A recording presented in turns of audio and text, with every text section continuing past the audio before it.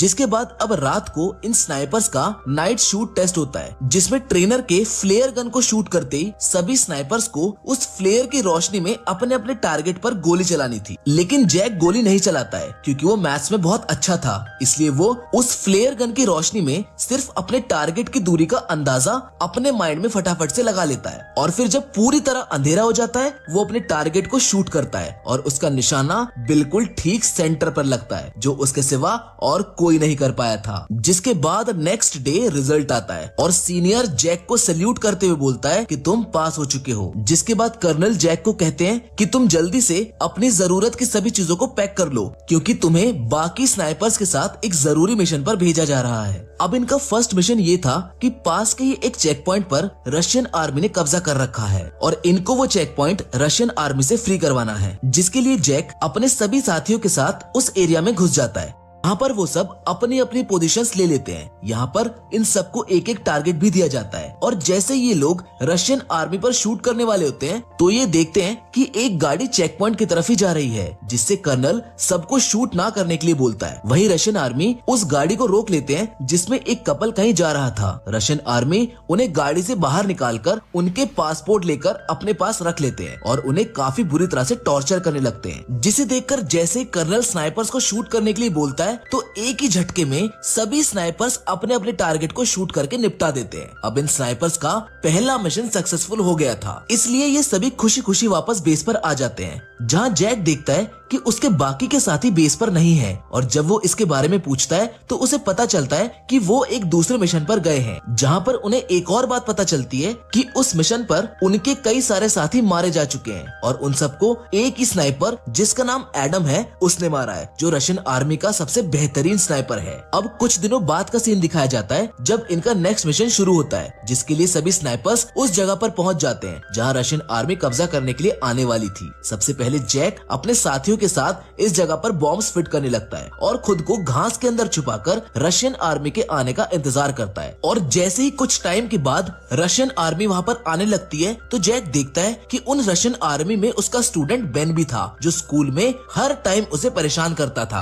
अब वो Russian army में शामिल हो चुका है और जैक को अपने स्टूडेंट को मारना अच्छा नहीं लगता है, लेकिन जैसे ही कर्नल शूट करने का ऑर्डर देता है तो जैक थोड़ा सोचने के बाद अपने जज्बातों को साइड में रखता है और बारूद पर शूट कर देता है, जिससे बेन समेत सभी रशियन आर्मी वाले मारे जाते हैं। जिसके बाद कर्नल उससे गुस्से में पूछता है कि तुम क्या सोच रहे थे, जिस पर जैक उसे बताता है कि उन रशियन सैनिकों में मेरा एक स्टूडेंट भी था जिसे मारने में मैं थोड़ा हिचकिचा रहा था और इसके लिए मुझे बुरा फील हो रहा है। लेकिन कर्नल उसको समझाता है कि ये बेन की चॉइस थी कि उसने गद्दारों को चुना, इसके लिए तुम्हें बिल्कुल भी बुरा मानने की जरूरत नहीं है। जिसके बाद ये लोग वापस अपने बेस आ जाते हैं। यहाँ पर अब कर्नल अपना ज्यादातर टाइम जैक के साथ ही बिताता है क्योंकि अब वो पूरी तरह से जैक पर विश्वास करने लगा है। कर्नल जैक को बताता है कि मेरी 2 बेटियां हैं और उनको नहीं पता कि मैं आर्मी में कर्नल की जॉब करता हूँ। उनको मैं ये कहकर आया हूँ कि मैं एक काफी बड़ा बिजनेसमैन हूँ और मेरी वाइफ भी मेरी बेटियों को ये नहीं बताती है कि मैं आर्मी में हूँ। जिसे सुनकर जैक भी कर्नल को अपनी पत्नी की आखिरी निशानी दिखाते हुए काफी ज्यादा इमोशनल हो जाता है, लेकिन कर्नल जैक को संभाल लेता है। अब इसके बाद हमें अगले दिन का सीन दिखाया जाता है जहाँ पर ये लोग फिर से अपने अगले मिशन पर निकल पड़ते हैं। ये मिशन काफी इम्पोर्टेंट था, इसलिए सभी स्नाइपर्स छुपने के लिए अपनी अपनी पोजीशंस ले लेते हैं। ये लोग इसलिए यहाँ पर आए थे क्योंकि इन्हें कहीं से पता चला था कि रशिया के कुछ सिपाही इधर कब्जा करने के लिए आ रहे हैं। इस मिशन में कर्नल जैक के साथ ही था।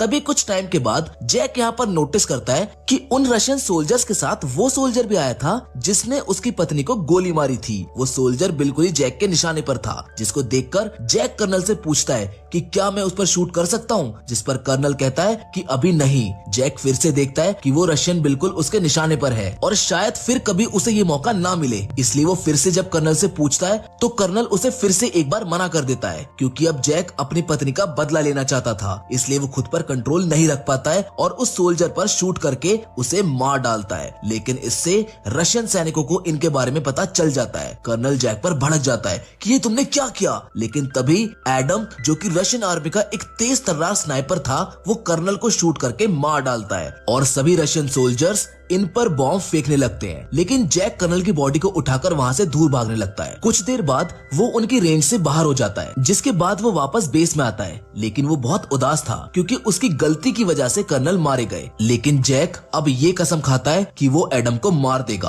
और कर्नल की मौत का बदला लेगा, इसलिए वो अगले मिशन के लिए अकेला ही निकल पड़ता है। अब थोड़ी दूर जाने के बाद उसे कुछ रशियन स्नाइपर्स की लोकेशन का पता चलता है, जिससे वो अपना टारगेट फिक्स करके एक रशियन स्नाइपर को शूट करके मार गिराता है। लेकिन तभी दूसरा स्नाइपर जैक पर शूट कर देता है, जिससे जैक घायल हो जाता है, लेकिन जैक उस स्नाइपर को भी शूट करके मार गिराता है। अब क्योंकि जैक जख्मी था तो इसलिए वो एक सीक्रेट अड्डे पर जाकर अपने जख्म के ठीक होने का इंतजार करता है। तभी आर्मी हेड उसे कॉल करके कहता है कि हमारी आर्मी ने उस स्नाइपर का पता लगा लिया है जिसने कर्नल को मारा था।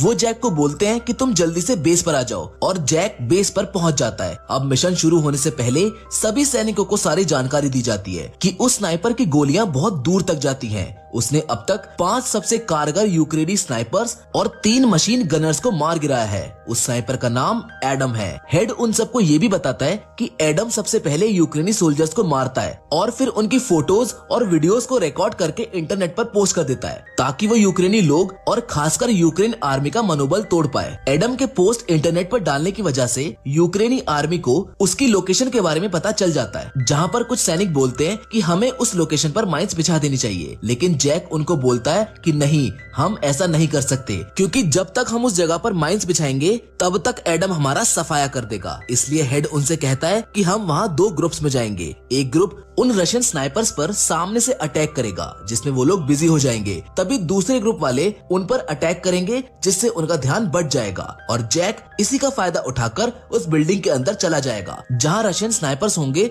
और उनको मार गिराएंगे। प्लान बन जाने के बाद ये लोग बिल्कुल ऐसा ही करते हैं और जल्दी ही अपनी अपनी पोजीशन पर पहुंच जाते हैं। दोनों ग्रुप्स रशियंस का ध्यान भटकाने में कामयाब हो जाते हैं, जिससे जैक को मौका मिल जाता है और वो बिल्डिंग में घुस जाता है। जैक वहाँ पर अपने सामने 2 रशियन स्नाइपर्स को देखकर उन पर हमला करके उन्हें मार देता है, जिसके बाद जैक अपने साथियों को कहता है कि मेरा रास्ता क्लियर कर दो, जिससे सभी यूक्रेनियन सोल्जर रशियन के बहुत सारे सैनिकों को मारकर उसके लिए रास्ता साफ कर देते हैं। जैक आगे बढ़ता है, जहाँ एडम ये नोटिस करता है कि कोई भी सोल्जर उसको रिपोर्ट नहीं दे रहा है, जिससे उसे थोड़ा शक होता है और वो चेक करने के लिए खुद ही छत पर जाने लगता है, क्योंकि छत पर भी एक रशियन स्नाइपर था जो अब मर चुका था, जिसे देखकर वो अपनी पोजीशन पर वापस आ जाता है, जहाँ पर उसको जैक की पत्नी का वो खिलौना दिखाई देता है। और उसी वक्त जैक ऊपर से कूदता है और एडम को मार डालता है। लेकिन इसकी वजह से एक रशियन स्नाइपर को थोड़ी सी आवाज आ जाती है, जिससे वो अलर्ट हो जाता है। लेकिन जैक उसी टाइम उसके पास एक ग्रेनेड फेंकता है और उस स्नाइपर को भी मार डालता है। जिसके बाद अब हम ये देखते हैं कि एडम जब ऊपर छत पर चेक करने के लिए गया था तो उसने अपने बेस पर कॉल करके बैकअप बुला लिया था, इसलिए अब रशियन आर्मी वहाँ पर आ रही होती है। उन लोगों को नहीं पता कि एडम मारा जा चुका है, इसलिए वो एडम को कॉल करके कांटेक्ट करते हैं। लेकिन कॉल जैक उठाता है, जो कहता है कि तुम लोगों का अब टाइम खत्म हो चुका है। ये कहकर वो ट्रक के ड्राइवर को शूट कर देता है, जिससे सभी रशियन सिपाही ट्रक से बाहर निकल जाते हैं। लेकिन उन्हें नहीं पता था कि यूक्रेन के स्नाइपर्स ने पहले ही उन पर निशाना साध रखा था, और जैसे ही वो सब बाहर आते हैं यूक्रेनी स्नाइपर्स उन पर गोलियों की बारिश कर देते हैं, जिसकी वजह से वो सभी मारे जाते हैं। जैक अब इस लड़ाई का हीरो बन चुका था, इसलिए अब वो सभी को मारने के बाद वापस अपनी पत्नी की कब्र पर जाता है। वो उसे उदास भरे मन से बोलता है कि मैंने अपने दुश्मनों से बदला ले लिया है, लेकिन मुझे अब अपने देश की सेवा करनी है, इसलिए मुझे अब जाना होगा। इतना कहते हुए वो अपने अगले मिशन पर निकल जाता है, जिसके साथ ये फिल्म यहाँ पर खत्म हो जाती है। उम्मीद करते हैं कि आपको देशभक्ति की ये गाथा पसंद आई होगी। फिलहाल तो आज की वीडियो में बस इतना ही, लेकिन हम फिर से जरूर मिलेंगे एक और नई इंटरेस्टिंग कहानी के साथ। पर तब तक के लिए धन्यवाद।